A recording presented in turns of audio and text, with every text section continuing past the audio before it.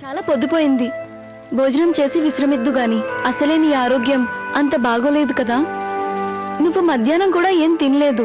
అదే లేదు శ్రద్ధ గారు, మీరు పదండి, నేను పూజ అది ముగించుకొని వస్తాం. అయితే సరే, త్వరగా వచ్చేయాలి. ఓ జగద్రక్షక, కరుణించు.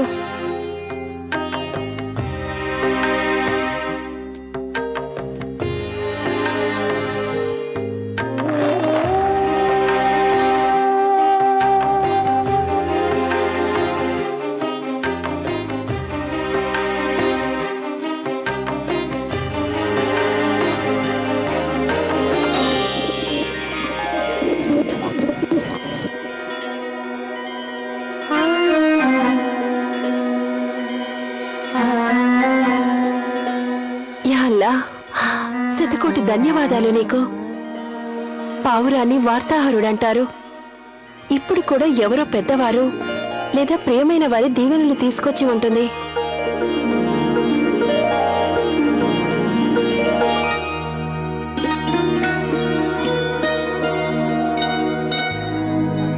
మహారాజా, మీ అనుమతి లేకుండా నేను లోపలికి వచ్చినందుకు నన్ను క్షమించండి. కానీ నేను మీకు ఒక ముఖ్యమైన విషయం చెప్పాలి. మహారాజా, ఆ రోజు మీరు మహారాణి గారికి సమర్సిన్ని ఆంగ్లేయులు బంధించడం గురించి చెప్తున్నప్పుడు అక్కడ ఉన్నది మహారాణి కాదు, మహారాజా.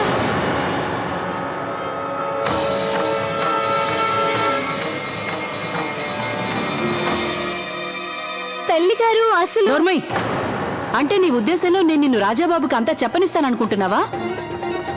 అయినా నీకు ఒక అవకాశం ఇచ్చి చూశాను. కృష్ణ, నాకిలాంటి పరిస్థితి పట్టిందని నాకే విచారమూ లేదు. నా బాధల్లో ఒకే ఒకటి, మా శ్రీవారు గంగాధర్రావు మహారాజు నన్ను ఇంతవరకు అర్థం చేసుకోలేదన్న బాధే. బహుశా ఇది ఆయన నిస్సహాయత కావచ్చు.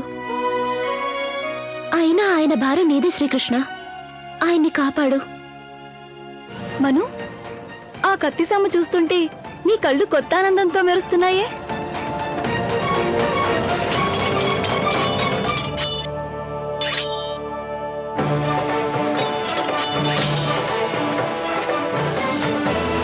ఆగండి, ఆగండి, ఆగండి.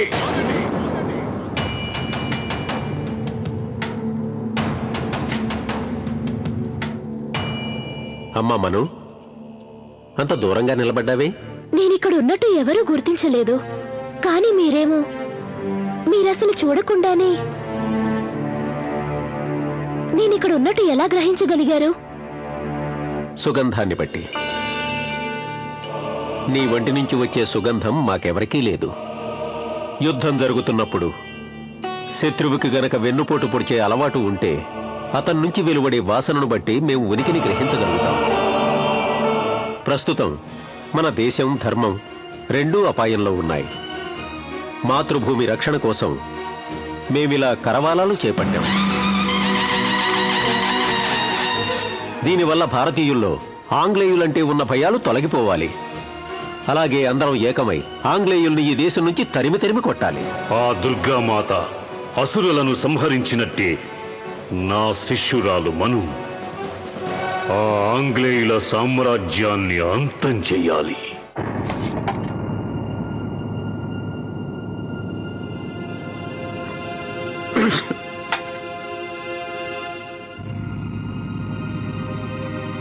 వద్దు లక్ష్మీబాయి, స్నానం చేశాకే మేము తాంబూలం వేసుకుంటాం. మహారాణి గారిని మర్చిపోవడం అంత తేలిక కాదని నాకు తెలుసు.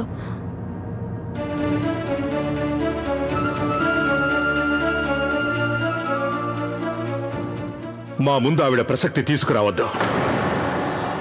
ఇంకోసారి నువ్వు తన ప్రసక్తి తీసుకువస్తే నిన్ను చుట్టుపక్కలకి రాకుండా చేస్తాం. అలా అనకండి హుజూర్, తప్పైపోయింది, క్షమించండి నన్ను. ఏమిటో గాని మహారాణి గారి లేని లోటు నేను తట్టుకోలేకపోతున్నాను. దయచేసి తమరు కూర్చోండి. ఈ దాసి ఇకపై ఈ విషయాన్ని ప్రస్తావించదు.